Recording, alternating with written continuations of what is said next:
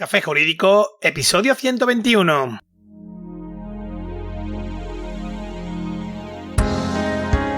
Muy buenas tardes, bienvenidos de nuevo un día más. Hoy jueves 27 de mayo, último programa del mes. Mi nombre es Juanma Delgado y esto es Café Jurídico, un espacio de divulgación jurídica donde, en el tiempo que dura un café, abordaremos novedades legislativas, interpretaciones de doctrina y jurisprudencia sobre distintas temáticas, aprenderemos a manejar herramientas para la eficacia y la productividad profesional y, en definitiva, nos acercaremos de una forma amena y distendida al sector jurídico.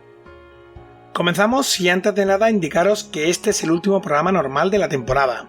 Pero no, tranquilos que no nos vamos. Lo que significa esto es que a partir del próximo programa vamos a comenzar la edición de verano que se extenderá durante los meses de junio, julio y agosto. Durante este periodo estival, que adelantamos un poco porque la verdad es que no sabéis el calor que hace en Córdoba, que los termómetros no dan tregua, desde luego, vamos a reducir el número de programas a uno a la semana y serán los miércoles a las 4:30 de la tarde. Así que ya sabéis que arrancaremos en junio con un nuevo horario, preparando ya el cuerpo para las vacaciones de verano, que este año, al menos para mí, os puedo prometer que son más necesarias que nunca. En fin, ahora sí, bienvenida María Ángeles, ¿qué tal va todo? Hola, muy buenas tardes a todos. De nuevo un día más por aquí, encantada de acompañar a Juanma para contestar a vuestras preguntas. Así que, nada, cuéntame, ¿cuáles son esas cuestiones que nos plantean hoy los oyentes? Pues mira, arrancamos directamente con la primera, de Juan, que nos dice: hola, a finales de abril vendí mi coche de segunda mano a través de un anuncio en un portal de internet. Poco después de una semana de la venta, el comprador me contactó para decirme que el vehículo estaba roto, que le había engañado y que debía pagarle los daños o tomaría medidas legales. El coche tiene más de 15 años y en todo ese tiempo yo no he tenido mayores problemas. No hemos firmado ningún contrato y tampoco le he dado ningún tipo de garantía. ¿Estoy obligado a repararle el coche? ¿Qué me puede pasar si no lo hago?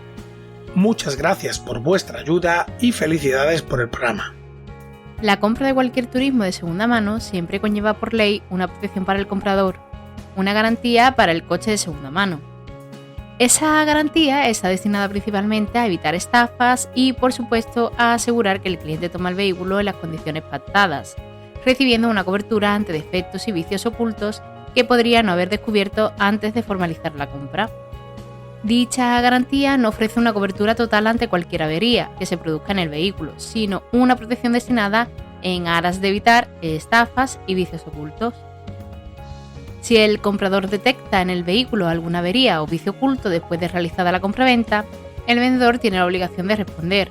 El comprador tendrá derecho a que la avería o el vicio oculto sea reparado, abonando al vendedor el coste de la reparación del defecto oculto, que se le aplique una rebaja en el precio o se proceda a la resolución del contrato, devolviéndose el vehículo al vendedor con el correspondiente reembolso del dinero al comprador, es decir, se le devuelva el importe de la venta en caso de que la avería o el vicio oculto sea grave. Tendría 6 meses para reclamar al vendedor. Pasado este tiempo, el comprador del vehículo no podrá reclamar por vicios ocultos, aunque ello no significa que no pueda responder en casos de defectos sumamente graves, como por ejemplo que impidan que el vehículo sea apto para conducir, en base a la teoría del aliud pro alio, entrega de cosa distinta a la pactada, mediante la cual se podrá exigir una indemnización y el cumplimiento o la resolución del contrato. Aunque si bien es cierto que no en todos los casos el vendedor responderá siempre por los desperfectos que puedan aparecer en un momento posterior a la entrega del vehículo. En este caso, al tratarse de una compraventa entre particulares, la única obligación que tiene el vendedor particular es la de entregar el vehículo sin ningún tipo de carga, gravamen o defecto oculto. Para que el comprador entonces pueda hacer uso de esta garantía de 6 meses, siempre tiene que haber una reclamación previa al vendedor o la interposición de la preceptiva denuncia o demanda en función de la gravedad de los vicios ocultos detectados en el vehículo, además de la obligación por parte del comprador de probar que el defecto del coche o la avería que ha sufrido en el periodo que consideramos de garantía era anterior a la compra. Por lo tanto, el comprador será quien deberá aportar informes y documentos pertinentes sobre la gravedad del vicio reclamado. Y no solo eso, sino que existían en el momento de realizarse el contrato de compraventa, y si no demuestra tales puntos, el vendedor no responderá por vicios ocultos. Asimismo, para el caso de que hubiera fallos que estuviesen a la vista o aquellos desperfectos o anomalías en los que el vendedor hubiera informado al comprador antes o al momento de la compra, el comprador no tiene derecho a reclamar por dichos fallos. No obstante, será necesario analizar con más detenimiento tu caso, por si concurriesen los requisitos fijados legalmente para que pudiera prosperar una reclamación por parte del comprador. Lo peor que te puede ocurrir es que interpongan acciones judiciales contra ti y tener que afrontar el importe de la avería. Pero como hemos dicho, para que la reclamación pueda prosperar, el comprador tendría que acreditarlo, aunque bueno, también siempre puedes intentar alcanzar algún tipo de acuerdo o consenso que os beneficie a ambos y evitar acabar en la vía judicial. Espero haberte ayudado con mi respuesta. Un saludo. Ok, pues vamos con la siguiente pregunta de Luis, que nos dice que lleva divorciado desde el año 2005 y que ha comprobado que en el registro civil continúa apareciendo casado. Su pregunta en sí es ¿qué puede hacer? Bueno, Luis, indudablemente se trata de una situación muy extraña, pues lo normal es que tras el divorcio se solicite de oficio la inscripción en el registro civil a los efectos oportunos. De hecho, el artículo 755 de la Ley de Enjuiciamiento Civil dice literalmente al respecto, que cuando proceda, el letrado de la Administración de Justicia acordará que las sentencias y demás resoluciones dictadas en los procedimientos a que se refiere este título se comuniquen de oficio a los registros civiles para la práctica de los asientos que correspondan. A petición de parte, se comunicarán también a cualquier otro registro público a los efectos que en cada caso proceda. Es cierto que esta es la última actualización publicada, vigente del 1 de octubre del 2015. Y bueno, según me cuentas, tu divorcio es del año 2005, pero el texto original publicado el 8 de enero del 2001, que sería el vigente al tiempo de tu divorcio, en realidad no difería gran cosa al respecto y decía literalmente que cuando proceda, las sentencias de más resoluciones dictadas en los procedimientos a que se refiere este título se comunicarán de oficio a los registros civiles para la práctica de los asientos que correspondan. A petición de partes se comunicarán también a cualquier otro registro público a los efectos que en cada caso proceda. Por tanto, queda claro que las sentencias de separación, divorcio y nulidad matrimonial se comunicarán de oficio por el propio juzgado a los registros civiles en los que conste el matrimonio de los litigantes. De no haberse efectuado, por las circunstancias que sea, debe tratarse de un error, por lo que puede solicitar que se haga ahora o pedir un testimonio de la sentencia y proceder a su inscripción en el registro civil. Pero vamos, que la situación es un tanto estrambótica, ya que después de más de 15 años divorciado, que aún no aparezca es, un dislate completo. En fin, espero que nuestra respuesta te sea de utilidad, muchas gracias por escribir y por otra pregunta. De nuevo para ti, María Ángeles, de José Ángel, que nos escribe lo siguiente. Buenas tardes, tengo un problema con el que necesito vuestra ayuda. A finales de enero iba a comprar un local y formalicé contratos de arras por 3.000 euros. Mientras llevaba a cabo las labores de financiación con el banco, hice una ampliación a finales de febrero de 2.500 adicionales en las mismas condiciones, acordando una prórroga para cerrar la operación de 3 meses más. Mi problema es que no he conseguido que el banco me dé la financiación y la propiedad me dice que si a finales de mayo no compro, la vuelven a sacar a la venta sin devolverme el dinero entregado por arras. ¿Puedo obligarles de alguna forma a que me prorroguen el plazo para la compra? Si no fuera posible, ¿qué podría hacer para recuperar mi dinero? Las arras o contrato de arras es un acuerdo privado entre comprador y vendedor donde las partes pactan la reserva de compra de bienes o inmuebles, comprometiéndose a efectuar la compraventa futura de la propiedad. Es decir, el comprador se reserva el derecho sobre la compra de un bien a cambio de una cantidad de dinero determinada a cuenta del precio total, en concepto de señal, y el vendedor se compromete a entregar el bien al comprador en las condiciones pactadas. Por ello, este tipo de precontrato deberá recoger la información que posteriormente contendrá el contrato de compraventa, haciéndose constar de forma expresa que la entrega de la cantidad a cuenta del precio total se hace precisamente como una garantía futura para ambas partes antes de la firma de dicho contrato de compraventa. Existen varios tipos de contrato de arras. Arras confirmatorias, el comprador entrega una cantidad de dinero como prueba de la celebración del contrato o garantía de su ejecución, que será restada posteriormente al precio final. En caso de incumplimiento por cualquiera de las partes, se aplicará lo establecido en el artículo 1124 del Código Civil, pudiendo el perjudicado reclamar el cumplimiento del contrato o su resolución, con el resarcimiento de daños y abor de intereses. Además, si el perjudicado opta por exigir el cumplimiento, podrá pedir la resolución más tarde si el cumplimiento resulta imposible. Las arras penales se realizan para garantizar y exigir el cumplimiento del contrato de compraventa. El incumplimiento supondrá para el comprador la pérdida de las arras total o parcial, o inclusive pagar al vendedor lo que hayan pactado, no eximiéndose de la obligación de realizar la compraventa, salvo que se hubiese reservado este derecho en el contrato. Y para el vendedor, su devolución del importe abonado más la cantidad que se acuerde en el contrato como penalización. La pena sustituirá a la indemnización de daños y abono de intereses. Las arras penitenciales o de desistimiento son las únicas que permiten a las partes desistir y resolver el cumplimiento del contrato. Si se rescinde el contrato por parte del comprador, perdería las arras o señal. Si es el vendedor quien resuelve el contrato, entonces deberá de devolver el doble de la cantidad que haya recibido. Precisamente, la naturaleza del contrato de arras establece que el incumplimiento por alguna de las partes conlleva una penalización para la parte incumplidora, ya que, como he indicado, si es el comprador quien incumple su compromiso de adquirir el bien, perderá la cantidad aportada en concepto de arras o señal. Si es el vendedor quien incumple su compromiso de transmitir el bien, devolverá al comprador el importe de las arras por duplicado. Por eso es importante que en el contrato se especifique expresamente la clase de arras en que se entrega dicha suma. Lo normal es que si estabas a la espera de financiación, se hubiese incluido en el contrato una cláusula en tal sentido, reflejándose ello de forma expresa y concreta para que, en el caso de denegación de la financiación, tuvieras derecho a la devolución de las arras.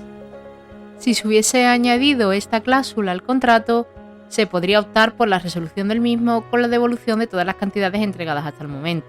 Por lo que tendríamos que ver el contrato y las cláusulas que habéis incluido en él. No obstante, con la crisis del coronavirus se podría intentar una modificación del cumplimiento de las obligaciones contraídas o inclusive la resolución del contrato atendiendo al principio rebus sic stantibus, en virtud del cual se entiende que las estipulaciones establecidas en los contratos tienen en cuenta las circunstancias concurrentes en el momento de su celebración. Cualquier alteración sustancial de estas circunstancias puede dar lugar a la modificación de las estipulaciones. Se podría revisar las cláusulas del contrato de arras, justificando que dicho desistimiento viene motivado por las circunstancias extraordinarias derivadas de la pandemia del COVID-19 y sus efectos, amparándote a dicha situación de fuerza mayor, que te impide cumplir con lo pactado por no obtener suficiente financiación, y siempre que medie buena fe por tu parte, claro está. Con ello, podrías intentar que se suspenda el cumplimiento, dar por resuelto el contrato por imposibilidad de cumplimiento ajeno a tu voluntad y exigir la devolución de las arras, o solicitar nueva moratoria del plazo hasta que puedas resolver la falta de financiación para dar cumplimiento al contrato de compraventa. Un contrato de este tipo es muy difícil que pueda resolverse de forma unilateral, por lo que te recomiendo en cualquier caso intentes llegar a un consenso con la otra parte. No obstante, sería interesante revisar el contrato y las cláusulas insertas en el mismo para ver si existe una cláusula que permita la opción de recuperar el dinero. Espero haberte ayudado con mi respuesta. Un saludo. A por la siguiente pregunta de Joaquín, compañero que desde Murcia nos escribe lo siguiente. Hola Juanma, soy Joaquín. Hace unos meses estrené paternidad, dispongo de un trabajo estable a jornada completa, no directamente relacionado con lo jurídico, y tengo 43 años. Este es el marco. El cuadro es que hará un par de años pude terminar mi licenciatura en Derecho y me colegié como no ejerciente en el colegio de mi ciudad con la intención de dar el salto, de forma progresiva, al ejercicio activo de la profesión. La realidad es que me está costando mucho conseguir esto. Las opciones de una persona de mi edad y sin experiencia a la hora de buscar acomodo en algún despacho son mínimas.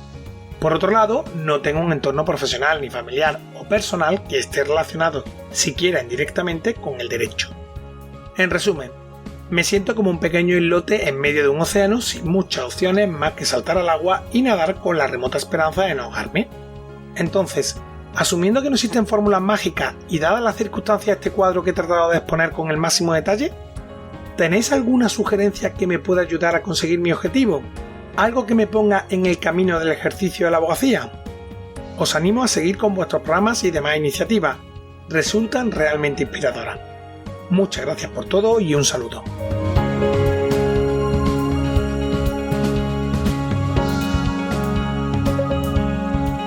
Bueno, Joaquín, vamos a ver. Ante todo, muchas gracias por escucharnos, por compartir tu situación y por esos mensajes de apoyo que nos envías para el podcast. Siempre se agradecen y es un verdadero placer. A ver, entrando ya en materia. La verdad es que comenzar a ejercer la abogacía no es una tarea nada sencilla. Ya lo he dicho un millón de veces, tanto por la propia actividad como por echar a andar un despacho, que son cosas complejas. Y más si partes desde cero y sin contacto.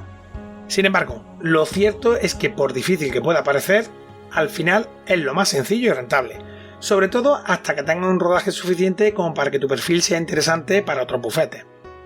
En cualquier caso, tenlo claro, si de verdad te adaptas a la profesión, al final compensa y trae más a cuenta tener tu propio despacho que trabajar por cuenta ajena en un bufete. Sobre todo porque lo cierto es que fuera de Madrid y Barcelona hay pocas ofertas reales de trabajo por cuenta ajena en un despacho, y las que hay no suelen ser muy interesantes, la verdad.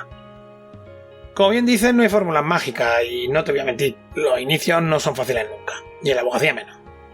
Es verdad que es un riesgo y que acabando de tener un hijo, pues como que hay que pensarlo mucho, pero sí que te puedo decir que la única manera que hay de comenzar es que te lances. Existen muchas maneras de hacerlo, incluso compatibilizándolo los primeros meses con tu actual trabajo. Sea como sea, lo que debes es intentar centrar tus esfuerzos en la captación de tus primeros clientes. Aquí tú vas a tener una ventaja con tu edad, y es que los abogados somos como el vino, en cierto modo que adquirimos soledad. Por tanto, si los clientes no te ven un criajo, es algo que ya tienes ganado a la hora de captarlo. Y bueno, ten en cuenta que el cliente final no sabe tampoco si lleva en esto toda la vida o se acaba de entrar, con lo cual es una ventaja que tienen. Además, que hay compañeros que se quitan la toga para hablar de derecho sin prácticamente habérsela puesto aún. Por tanto, mi consejo es que no tengas miedo y te lances. Y bueno, si lo haces, siempre te vas a encontrar con otros abogados con los que hacer sinergia y que van a estar dispuestos a ayudarte y orientarte sin ningún tipo de problema. Yo mismo, si al final te decides y te sientes perdido o te entra un asunto y tienes alguna duda, pues me buscas en la guía colegial, me llamas y listo. Pero vamos, que como te digo, al poco tiempo de empezar a ejercer, te vas a encontrar con otros compañeros dispuestos igualmente a ayudarte dentro de sus posibilidades, que lógicamente ninguno te va a resolver un caso o va a llevar los asuntos por ti. Pero bueno, es una ayuda que es fundamental en los primeros años del ejercicio. Otra opción que también puedes plantearte es incluirte en una red profesional tipo una Solauyu, cuyos CEOs ya han pasado por nuestros micrófonos y de los que en las notas de sus respectivos programas tienes sus contactos directos. Resumiendo, mi consejo es que te lances por tu cuenta midiendo los riesgos y sin dejar tu actual trabajo hasta que no tengas un flujo de clientes. Y bueno, en los primeros meses tu objetivo debe ser precisamente centrarse en esto, ¿no? En conseguir clientes de tu especialidad por todos los medios. En fin, me encantaría que nos escribieras de nuevo para contarnos qué haces al final y bueno, te dejo abierta la puerta que si te apetece te pongas en contacto directo conmigo para resolver cualquier inquietud al respecto o para orientarte en los primeros pasos que debes dar. Y con esto básicamente damos por terminado el programa de hoy. Si no tienes más preguntas de momento, por mi parte eso es todo. Nos vemos de nuevo muy pronto. Claro que sí, María Ángeles, pero antes de irnos, recordaros que si tenéis alguna pregunta y todavía no lo habéis hecho, os animéis a escribirnos. Es muy sencillo. Desde nuestra página web, cafejurídico.es, en el menú principal pulsáis sobre consultar, rellenáis el formulario con la duda y tan pronto como la recibamos daremos contestación en próximos programas de preguntas y respuestas.